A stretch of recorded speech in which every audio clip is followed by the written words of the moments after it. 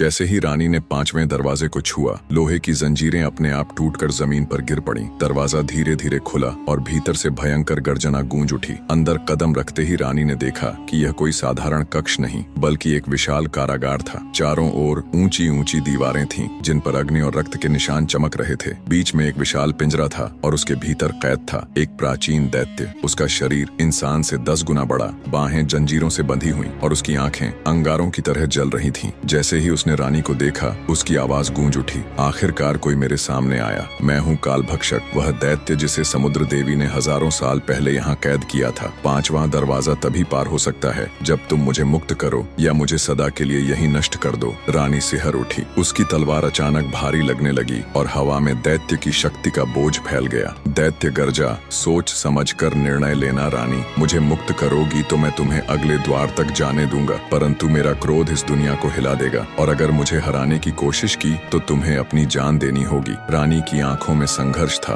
वह जानती थी कि दैत्य को मुक्त करना पूरे राज्य के लिए खतरा है। उसने मन ही मन ठान लिया, अगर इस राज्य को बचाना है तो मुझे काल भक्षक को यहीं हराना होगा। दैत्य ने जंजीरें तोड़ डाली और पिंजरे से बाहर आ गया। उसकी एक गर्जना से पूरा कक्ष कांप उठा। उसने हाथ उठाकर आग का तूफान रानी की ओर फेंका। रानी ने अपनी तलवार पर नजर डाली। अब उसमें चारों दरवाजों की शक्तियां समा चुकी थीं। अंधकार पर विजय की शक्ति, आत्माओं की सच्चाई, जल की ठंडक और ज्ञान का तेज। उसने तलवार उठाई और आग के तूफान को चीर डाला। कक्ष नीली रोशनी से भर गया। रानी गर्जी, तू समय का भक्षक है, पर मैं अपने राज्य की रक्षक हूँ। उसने तलवार सीधा दैत्य के हृदय में उतार दी। दैत्य दर्द से चीख उठा, उसकी आंखें बुझ गईं और उसका विशाल शरीर राख बनकर बिखर गया। कक्ष की दीवारें हिलने लगीं और अचानक सब कुछ गायब हो गया। रानी फिर उसी गलियारे में खड़ी थी, लेकिन इस बार उसके सामने 6ठा दरवाजा था। यह दरवाजा बाकी सबसे अलग था। उस पर न तो आग थी, न जंजीरें, न धुंध, बल्कि उसमें एक दर्पण जड़ा था और उस दर्पण में रानी ने खुद की छवि देखी, लेकिन उसकी परछाई मुस्कुरा रही थी, जबकि रानी के चेहरे पर थकान और चिंता साफ थी।